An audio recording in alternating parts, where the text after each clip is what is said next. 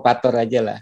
Nah, bagaimana Dr. Maesa ini jawabannya tentang universitas yang banyak membuka fakultas kedokteran, ya, apakah ini ada hubungannya? Secara singkat saja, bagaimana karir daripada dokter Indonesia, terutama GP ini kok kelihatannya memang kurang terang gitu loh. Silakan, Dr. Maesa. Ya, makasih Kak Hadi. Jadi saya nggak tahu waktu zamannya Kak Hadi berapa sih SPP, tapi waktu zaman saya SPP itu hanya 180.000. Wah, Dr. Maesa kan di negeri ya. Saya Dr. Maesa tahun berapa kuliah? Saya 98. Nah, oke. Saya udah lulus. Ya. Tadi cerita Kak Hadi udah buka klinik tuh. Tahu nggak ya, berapa saya di Universitas Swasta? Saya itu ini SPP-nya ya 190.000 per SKS. Enggak, SPP ya. Saya udah 500.000. 500.000. Ya. Zaman Kak Hadi, zaman saya sama. 87. Jadi selain SPP per SKS ada lagi bayar. Kalau zaman saya itu sekitar 5.000 kalau nggak salah ya per SKS-nya. Iya. Kalau saya 25.000. 25.000. Ya. Nah, itu kan kemudian terjadi lonjakan. Beda tahun loh. Anda lebih muda. Saya 87. Iya. Itu pun Kang Hadi, walaupun SPP saya cuma 180.000 dan per SKS-nya cuma 5.000, saya berapa kali nggak bisa bayar tuh. Iya. Karena kiriman orang tua nggak cukup untuk bayar kos dan lain-lain gitu ya. Dulu saya kos saja itu kalau nggak salah masih 60.000 rupiah loh. Iya. Anak saya sekarang ini kos aja ini udah 1,5 juta loh.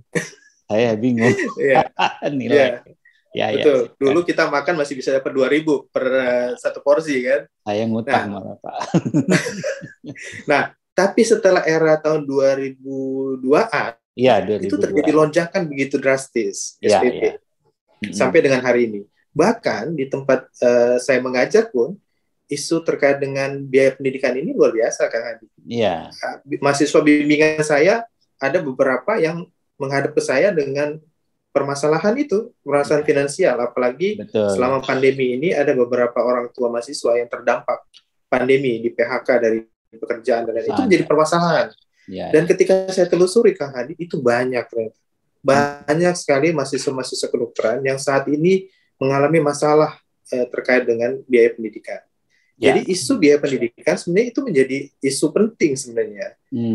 Saya ingat ketika 2013 Undang-Undang Pendidikan Kedokteran, pembahasan Undang-Undang Pendidikan Kedokteran itu diawali 2010-an.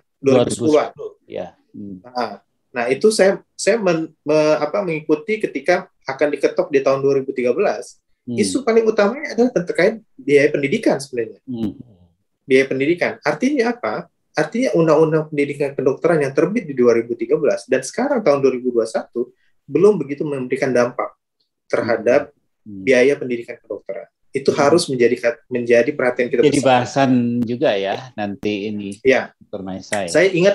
Saya ingat Kang Hadi, saya pernah hadir acara pertemuan Ikatan Dokter ASEAN itu di Thailand. Di Thailand itu saya pernah diskusi dengan utusan Ikatan Dokter Myanmar nih.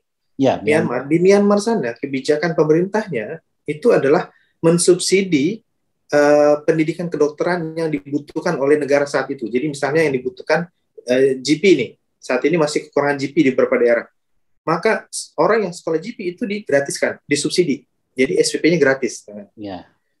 Kemudian selain GP, beberapa spesialis, misalnya saat itu pemerintah lagi butuh penyakit dalam, lagi butuh spesialis jantung, itu disubsidi oleh pemerintah. Jadi yang mengambil spesialisasi penyakit dalam jantung gratis.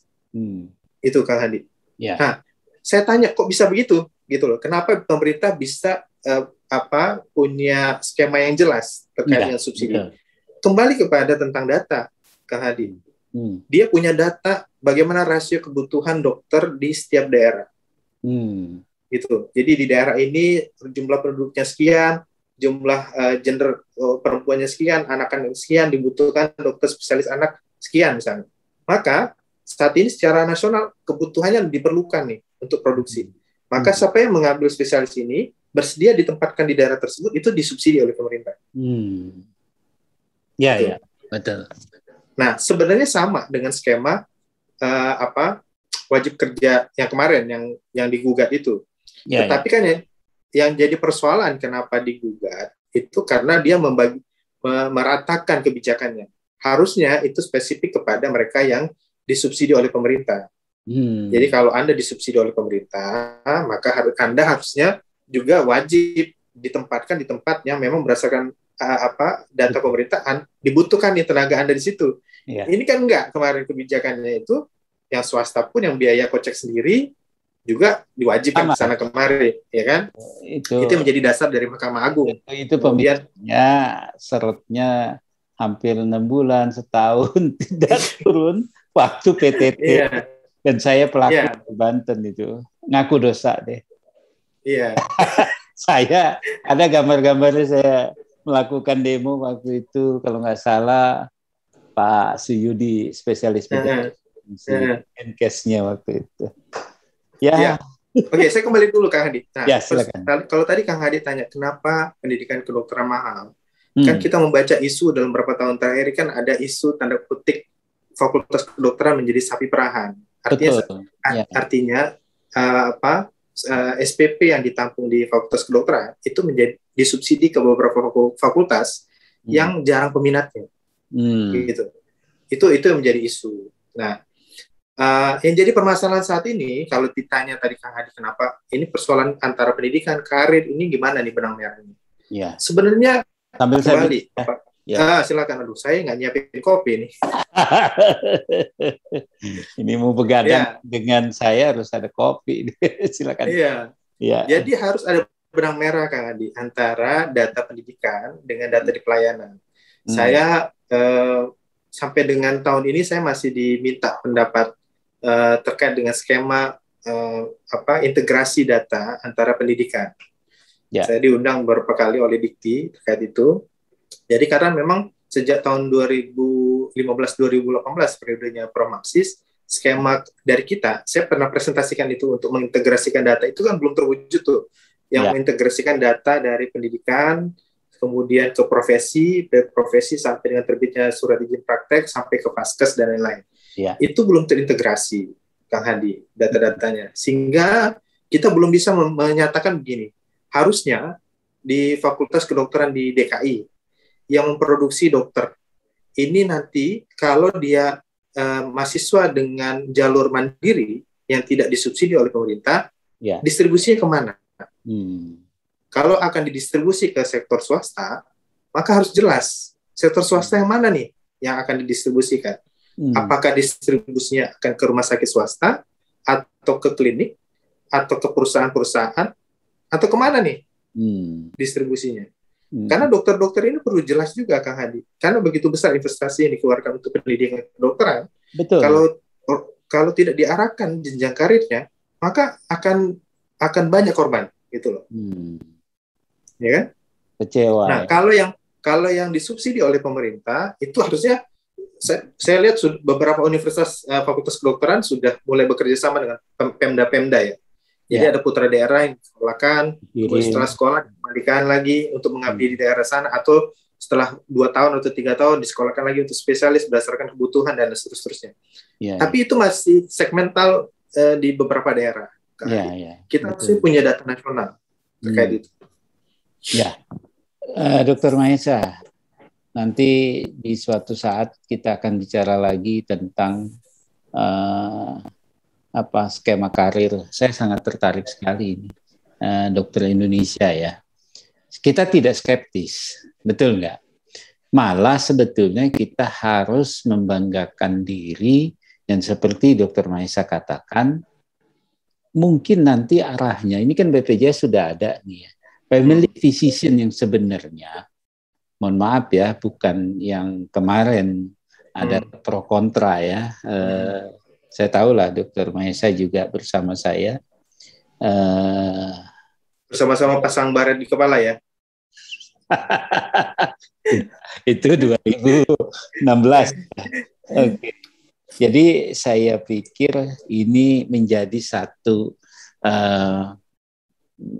perbincangan menarik nanti di lain waktu jika Dr. Mahesa sempat untuk membicarakan tentang bagaimana sih sebetulnya skema karirnya. Karena begini, Dr. Mahesa pernah menghitung nggak produksi satu dokter umum di swasta lah ya, kalau subsidi negeri mungkin udahlah nggak usah kita hitung.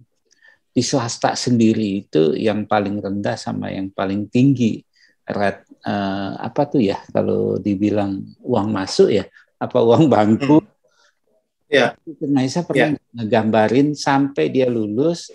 Kalau dulu kan offline kebanyakan kita nyediakan kos, subsidi makanan. Kalau sekarang kan mungkin kebanyakan online di masa prekliniknya mungkin nggak begitu kerasa ya sekarang, tapi tetap kerasa ya. Anda tahu nggak satu dokter umum itu diproduksi itu menghabiskan sampai tetek bengeknya itu berapa kira-kira? Ya. Jadi Kang Adi, ya saya pernah mengambil beberapa sampel ya di universitas negeri dengan beberapa swasta, dengan beberapa skema pembiayaan. Ada yang skemanya ada uang pembangunan atau uang masuk, kemudian SPP-nya kecil, tidak begitu besar. Betul. Tapi ada yang tanpa uang pembangunan, tapi SPP-nya besar. Gede, dia pungut dari situ. Betul. Nah itu setelah saya ambil data-datanya, saya ambil ternyata hampir sama. Kalau misalnya kita ambil masa pendidikan 5,5 tahun ya, paling cepat.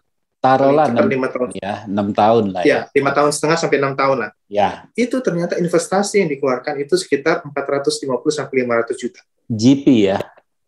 GP. Ya, itu udah sama itu di luar biaya-biaya kebutuhan harian. Kos, makan dan lain-lain ya. Ini gitu. Untuk yang itu hanya untuk pendidikan saja. Pendidikannya saja diterima oleh administrasi fakultas ya. Ya. 450 juta loh. Oke. Terus kalau misalnya sampai tuntasnya itu ya taruhlah biaya makan, kalau biaya nonton, biaya pacaran itu beda ya. Mungkin ada nggak sampai 1 M, Dokter Mahesa? Ditambah dengan biaya hidup dan lain-lain ya? Iya.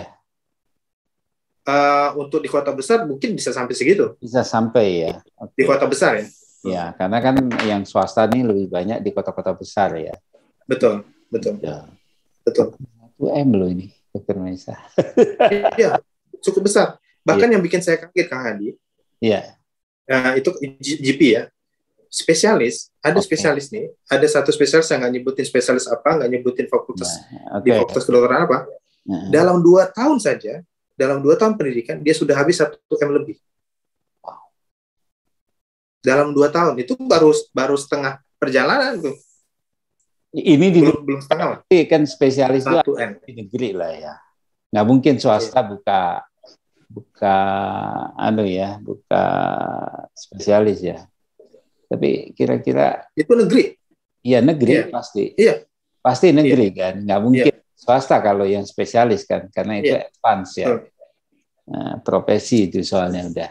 Betul. Nah, kalau mau total, misalnya kalau yang besar saja, yang mayor begitu kayak ya kita nggak apa-apa ya menyebut namanya. Misalnya yang mayor itu yang lagi ini kan bedah, opsin ya, penyakit dalam ya. Mungkin bisa sampai 3 M enggak Pak, sampai lulus. Nah, itu kalau itu saya perlu riset lagi ya.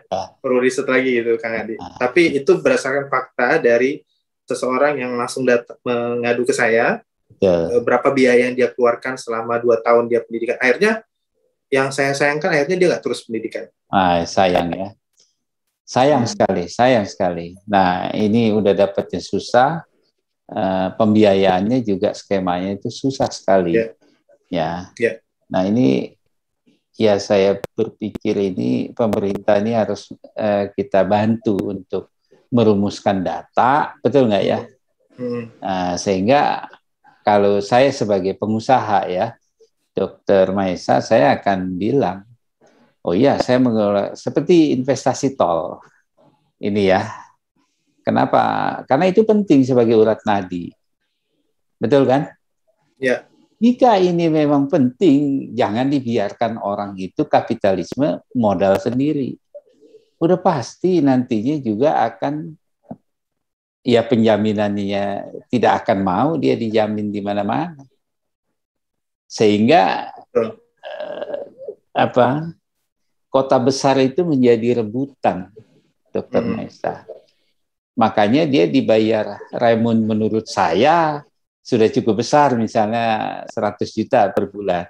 Karena dihitung biaya ini dia tidak praktek tempat lain. Kok kayaknya masih ada yang kurang mau gitu loh, Dr. Maesa. Ya, sebenarnya ada hal yang saya perlu risaukan, Kang Andi. Ya. Bukan cuma implikasi di tataran proses ya. Ya. Yang saya khawatirkan adalah di outcome. Nah, jadi setelah lulus, ada banyak sekali jurnal-jurnal yang menyebutkan tentang potensi tergerusnya nilai-nilai etik dan profesional. Setuju. Karena investasi yang begitu besar, maka ada sisi pragmatisme ketika dia lulus, Kang Andi. Dan menurut saya itu manusiawi. Ya. Menurut saya itu manusiawi, Kang Andi. Ya. Ya kan? Kalau sebagai, sorry, saya potong. Ini kita singkat. Kalau Anda, Dr. Maesa terpilih, tolong yakinkan kepada teman-teman yang lain apa yang Anda mau buat ini. Kalau menghadapi persoalan seperti ini, udah biayanya besar, karirnya nggak jelas. Mohon maaf ya, Dr. Maesa, karena ini dikaitkan dengan satu keadilan. Kalau kita ya orang yang belajar hukum itu kan harus keadilannya. Rumah sakit itu selalu berdirinya, yang apalagi yang sekarang mungkin saya lupa datanya ya. Kalau nggak salah rumah sakit swasta itu porsinya hampir di atas 60 apa 70% dari rumah sakit negeri ya daerah. Nah ini kan potensi yang selalu diamnya di kota besar nih. Memang akses dokternya juga mudah. Nah, bagaimana masyarakat yang di daerah-daerah ini? Ini gimana, Dokter Maesa? Kalau ini semua keadilannya ada, saya rasa distribusi itu akan sangat mudah kita bicara. Bukan dengan tekanan hukum loh. Silakan, Dokter Maesa. Ya, kalau bicara ini kan bicara tentang akar masalah ya. Ya, betul. Kalau bicara akar masalah, memang kalau saya melihat pertama aspek regulasi. Betul. Ya, aspek regulasi. Yang kedua, memang saya melihat ada pola pendidikan yang berbeda ya. Mungkin kalau zaman kita dulu dengan begitu banyak keterbatasan sarana prasarana pendidikan, tetapi dengan bimbingan tenaga pengajar yang punya komitmen yang kuat, Kang Hadi, itu kita masih mendapatkan begitu banyak ilmu ya dari. Nah, dengan pola pendidikan yang sekarang, Kang Hadi, ini perlu kita diskusikan sebenarnya. Perlu kita diskusikan. Kalau dulu kita selevel koas atau kepaniteraan itu leluasa ya, menyentuh pasien, kemudian melakukan tindakan-tindakan dan lain-lain. Saya waktu koas pernah jadi asisten operasi. Beberapa kali saya jadi asisten operasi seksualia. Saya bukan manekin. Saya memang bukan manekin. Kita langsung ke pasien. Bahkan saya melakukan partus normal. Itu lebih jago. Ya mohon maaf ya. Ketika saya kan kalau swasta itu ujian negeri dulu kan masih ada CAS ya. CAS, ya. Itu udah biasa Pak kita jadi DPJP itu. Iya. Bayangan itu. Dulu kita partus normal kita dilepas aja begitu. Ngerjain sendiri kadang-kadang kan. Ya kalau nggak salah nggak dilihat lagi. Hampir 60 saya catatan saya itu pribadi masuk Opjin 60 saya melakukan persalinan normal. Karena saya tugasnya di puskesmas. Betul. Di puskesmas Penjaringan kalau nggak salah. Wah ini bidan-bidan senang sekali saya bantuin bener itu. Iya. Nah itu itu. Betul. Tapi mungkin tentu kita melihat memang ada dinamika ya. Hak dan kewajiban pasien, hak dan kewajiban dokter di zaman sekarang tentu kita nggak bisa menyamakan dengan zaman kita dulu. Beda. Nah, tapi dengan pola kurikulum yang sekarang ini, Kang Hadi, dan adanya aspek medico legal dalam pendidikan kedokteran menyebabkan keterbatasan gerak mahasiswa, sehingga mahasiswa lebih banyak di-touch dengan sarana prasarana pendidikan yang saya lihatnya begitu besar investasinya, Kang Hadi. Kang Hadi bisa bayangkan satu mahasiswa misalnya di level pendidikan semester tertentu melakukan praktek itu menggunakan alat-alat yang harus beli gitu loh. Jadi kateter atau alat-alat yang lain itu investasi besar. Apalagi kalau pada saat ujian menggunakan handskun steril, ya kan, menggunakan dispo, itu kan biaya tuh, Kang Hadi. Saya bisa membayangkan biaya yang begitu besar dalam proses pendidikan hari ini karena berbeda dengan kita dulu, ya. Berbeda dengan kita dulu. Nah, itu memang perlu difikirkan, ya, perlu difikirkan investasi yang begitu besar, tapi kemudian skill atau kompetensi yang diharapkan sebenarnya berbeda lah ya dengan zaman ketika kita memberanikan diri untuk secara kognitif dan psikomotor melakukan praktek-praktek kedokteran, ya. Dan itu menjadi isu, Kang Andi, menjadi isu hari ini ketika begitu banyak dokter-dokter tidak terampil, ya, meskipun lulus uji kompetensi. Ya kan? Meskipun lulus uji kompetensi. Pinternya di komputer ya. Nah, itu menjadi isu. Jadi, nah, sorry banget ya, bukannya apa nih. Skill harusnya dia. Betul. Saya aja cukup risau nih. Saat ini kita lebih banyak membimbing mahasiswa melalui PJJ kan, melalui jarak jauh. Terus saya perhatikan koas-koas, apalagi selama pandemi ini, koas-koas itu kan dilarang masuk zona merah, Kang Andi. Hanya di zona kuning dan hijau. Kemudian tidak boleh jaga malam aturannya, ya kan? Tidak boleh jaga malam. Jadi dulu saya seminggu nggak pulang, Pak. kita bahkan nyuci baju di rumah sakit. Ya? Nggak, saya udah lupa rumah saya sendiri malah. Iya kan? Jadi gitu. Kamar koas saya itu udah kayak rumah saya sendiri itu dulu. Iya. Nah, artinya memang kita perlu diskusi lebih intens lagi ya, Kang Hadi. Tentu nggak mungkin permasalahan pendidikan ini kita diselesaikan oleh Mahesa dan Kang Hadi malam ini gitu kan? Enggak. Ya, tetapi kita minimum men-trigger lah. Nah, mungkin nanti gini, Dr. Mahesa, ini sangat poin-poin yang harus saya ambil. Ya, tentunya Dr. Mahesa ini udah punya modal ya dalam hal membicarakan banyak hal, walaupun ini sedikit ya. Nanti kalau berkenan silakan mampir lagi ke channel saya, kita akan bahas kulit tentunya dengan lebih fokus. Nah, saya lebih tertarik skema karir dokter Indonesia masa depan, karena ini sekarang nadanya sudah terkooptasi melalui kapitasi nih, ya. Oleh karena skema pembiayaan kapitasi. Benar apa tidak nih yang kita alami sekarang? Menjamin nggak karir dokter? Ya toh? Terus berikutnya tentu banyak rumah sakit yang banyak dimiliki oleh para, ya karena itu modalnya besar ya mungkin kita nggak terjangkau ya. Tapi minimum klinik lah. Bagaimana itu Permenkes tentang klinik, tentang ini. Nah, saya mau tawarkan nanti Dr. Mahesa itu mempresentasikan itu saja dulu. Nah, nanti mungkin saya akan mengajak beberapa adik-adik mahasiswa mungkin ya, kalau memang ini, karena beliau ini juga karirnya harus kita bimbing ke depan. Jadi nanti mungkin berupa podcast webinar. Nanti saya pilih lah audiensnya. Dan juga mungkin nanti kita para GP ya, yang sebagai ketua sekarang kan sudah ada ya, alhamdulillah PDUI ya, yang menaungi kita. Nah, ini karir dokter lebih cemerlang ini kok kayaknya sekarang lebih ke arah kecantikan ini. Nanti kita akan bahas tersendiri nih. Ya, ini loh, kalau pemimpin tuh bukan bidangnya tapi harus siap loh. Ini harus mencari tahu. Ini saya nggak salah. Itu namanya teori kepemimpinan situasional namanya.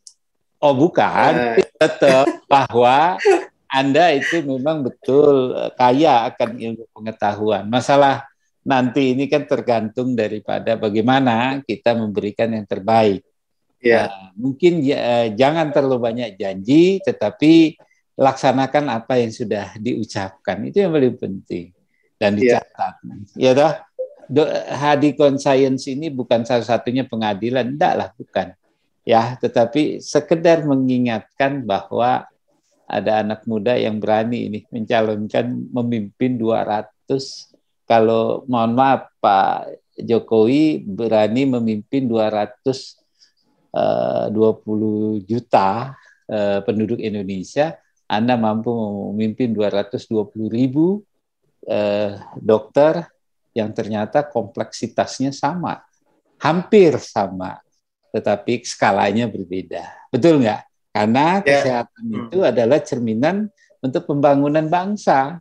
Nah, kalau bagaimana nanti banyak karir dokter yang sudah melenceng, nanti malah jadi koki, menjadi. Tapi kalau saya jadi YouTuber bukan karena itu ya, tapi karena saya ingin mengisi bahwa di dunia YouTube ini, mari kita sama-sama mengembangkan ilmu. Karena dengan cara begini, kita bisa berkomunikasi kapan saja.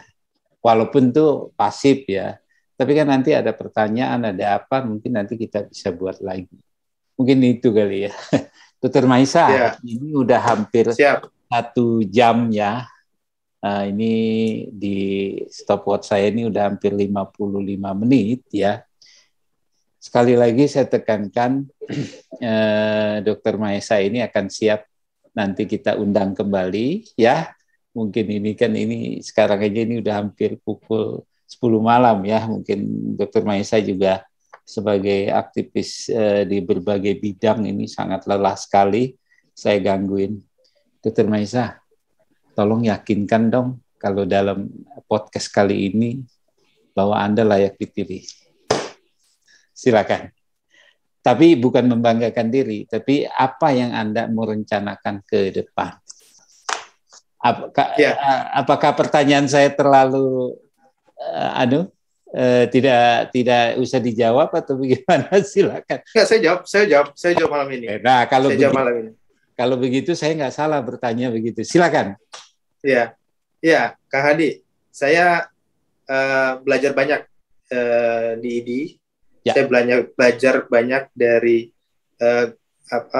periode ke periode kepemimpinan di IDI, mulai dari tahun 2009 sampai dengan hari ini. Begitu banyak problematika kedokteran yang saat ini saya pelajari dan saya nyemplung langsung di persoalan teknis. Saya di staf pengajar, saya mencoba untuk memahami problematika pendidikan kedokteran. Saya juga di direktur rumah sakit, saya mencoba mempelajari dan memahami problematika dalam pelayanan, gitu. Betul. Termasuk di dalamnya juga terkait dengan kesejahteraan, karena di rumah sakit saya concern terkait dengan SDM, sehingga apa yang saya pelajari ini saya ingin sumbangsikan buat Ikatan Dokter Indonesia. Tentunya dalam rangka estafet kepemimpinan, Kang Hadi. Apa yang saya pelajari, apa yang saya alami, ini akan saya kontribusikan bergerak bersama kepemimpinan ini ke depan dan seluruh dokter Indonesia. Potensi-potensi ini yang harus kita angkat untuk menyelesaikan semua permasalahan. Begitu, Kang Hadi. Baik. Ini saya ulas lagi nih, teman-teman pemirsa Kang Hadikon Science. Beliau ini lebih muda dari saya, tapi wajahnya ini pasti lebih dewasa dari saya ya. Jadi maksudnya lebih tua dari Kang Hadi wajah. Itu nggak usah dibahas lah, ya. Tapi saya bilang lebih dewasa, pemikirannya dari saya, ya. Terus beliau ini aktif di berbagai organisasi, menyentuh banyak pihak dari pendidikan ya, rumah sakit, ya kan, karir yang tidak mudah didapat oleh orang lain ini. Terus juga Ya jujur di organisasi ini bukan orang sembarangan. Dari sejak saya kenal, saya masuk di eranya 2016 ya, Prof. Marsis. Wah ini aktif banget. Bahkan Pak Sekjen kala itu Mas Adib, saya lebih banyak melihat Mas Mahesa malah di mana-mana ya, karena beliau paham betul, bukannya mengecilkan Mas Adib, tidak. Seorang pemimpin kayak pot bunga kalau di mana-mana tuh. Artinya masa Anda saat itu jauh 6 tahun yang lalu itu ya memang begitu. Masa Anda isi seperti itu. Ngerti nggak maksud saya? Nah sekarang masa Anda mau mencalonkan diri, ya masa Anda seperti ini sekarang. Sebagai organisatoris yang baik. Walaupun dulu sebagai organisatoris yang baik itu udah ada dengan mungkin skupnya kecil. Tapi kalau sekarang karena lebih besar, nah, jika nanti ini publik dokter menghendaki Anda sebagai pemimpin yang baik, yang wajib dipilih, ya masa Anda seperti itu. Ya dah? Nah, itu harus Anda isi. Nah, ini beliau juga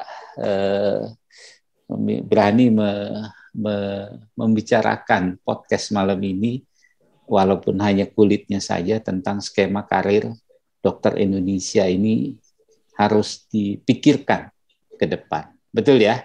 Terkait dengan pendirian fakultas kedokteran, pembiayaannya, outcome-nya mau kemana. Kita tahu outcome spesialis ini yang selalu diidolakan banyak dokter GP ya, tetapi ternyata tugas Anda meyakinkan bahwa family physician itu merupakan sesuatu karir yang tadi dari mana? Dari Jepang ya, juga Korea, emergency physician itu merupakan satu karir yang sesuatu yang menarik gitu loh, dan menantang dan tidak kalah gengsinya, betul nggak ya? Nah, terus kedua, ini masalah hukum. Wah, sudah. Beliau ini banyak bicara di mana-mana ini tentang medico legal dan segala macam, karena beliau ini malu-maluin kalau nggak bisa, karena beliau ini berani juga memegang tapu kepemimpinan Ketua Masyarakat Hukum Kesehatan Indonesia. Wow, saya kagum sekali ini ya. Baik, Dr. Maisa, mungkin pesannya teman-teman, juga saya malam ini mewakili teman-teman ya di belakang, bukan, maaf ya, ini bukan pendukung ya. Artinya 1 juta subscriber. Ya, itu followers ya. Followers. Ya, jadi itu nanti teman-teman kalau dokter ya nanti bisa menilai, bisa mempengaruhi penilaian kepada yang perwakilan cabang di ID seluruh Indonesia. Anda bisa meneruskan cita-cita yang sangat mulia ini. Ya, saya tidak menyatakan harus menang, tetapi pemikiran ini minimum sudah sangat Anda torehkan, mulia, dan bukan tujuan untuk menang, tetapi tujuan untuk menyelaraskan dan meneruskan kepemimpinan dan pembangunan kesehatan, membantu pemerintah. Sedikit Kang Hadi, saya perlu sampaikan. Ya. Apa yang saya sampaikan malam ini yang sedang dan akan terus saya perjuangkan. Amin. Gitu. Jadi dengan ada atau tidaknya kontestasi muktamar, apa yang saya sampaikan malam ini yang sedang dan terus akan saya perjuangkan. Ya, artinya Anda memberi masukan kepada siapapun. Ya, teman pemimpin yang misalnya terpilih teman lain, Anda tetap memasukkan ide-ide ini. Mungkin itu ya. Saya akan terus berjuang dan wadah Ikatan Dokter Indonesia tentu akan menjadi kendaraan yang lebih kuat lagi untuk mendorong perjuangan ini ke depan. Iya. Gitu, Dokter. Bahkan Prof. Wila aja, sarjana hukum, itu iri dengan kita. Karena apa? Karena ini itu punya potensi besar, terutama juga masalah hukum. Cuman masalahnya kita ikut irama tekanan-tekanan dari media massa. Ya maaf ya, media massa yang tidak tidak. Nanti ini ada tersendiri ya pembahasan. Ada tersendiri. Ya ada. Karena soal media massa saya kursus 1 minggu khusus tentang itu di Singapura. Saya catat ini. Sebentar supaya nggak lupa.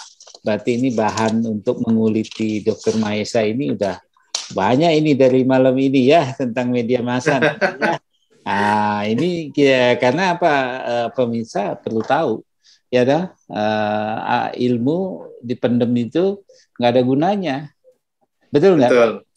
Betul. Itu bukan pamer.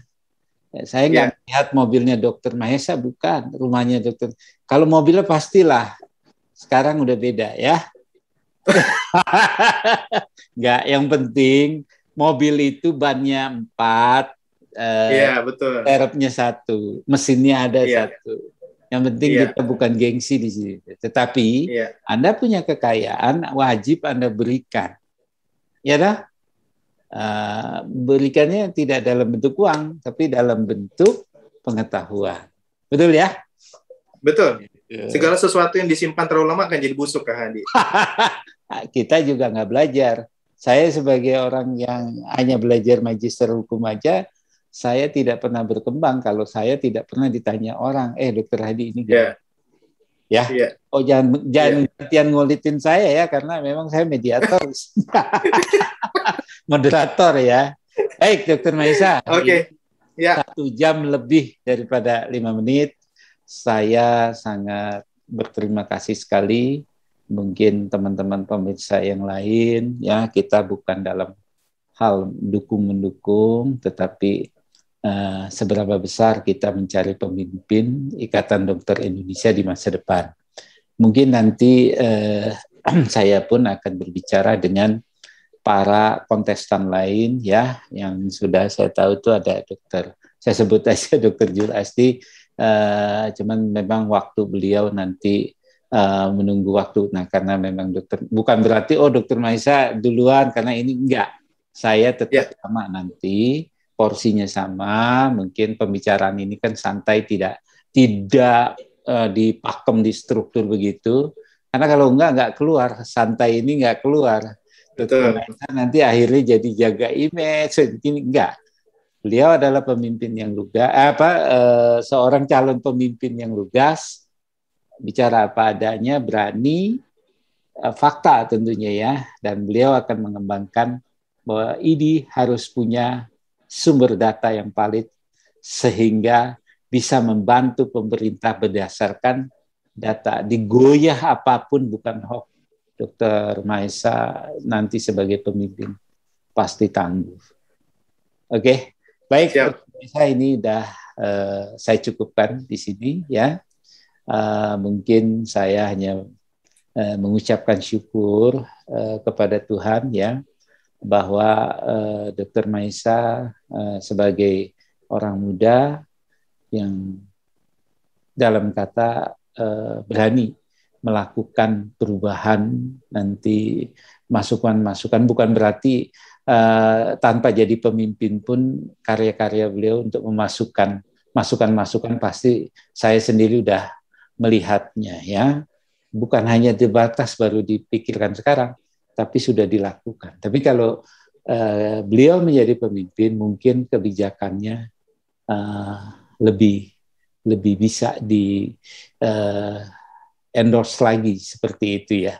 Ya, karena saya lihat salah satu pemimpin, jika kamu ingin merubah ya jadilah kamu pemimpin, jangan jadi followers ya. Kan ini bukan menang atau kalah. Ya. Tapi tetap harus jadi followersnya Kang Hadi. Itu beda. Baik ya, Dr. Mahesa. Siap. Makasih banyak Kang Hadi. Malam ini di belakang mengucapkan terima kasih. Selamat malam, selamat beristirahat. Selamat malam. Assalamualaikum warahmatullahi wabarakatuh. Terima kasih. Salam. Ya. Terima kasih. Sehat-sehat Kang Hadi. Ya, saya stop.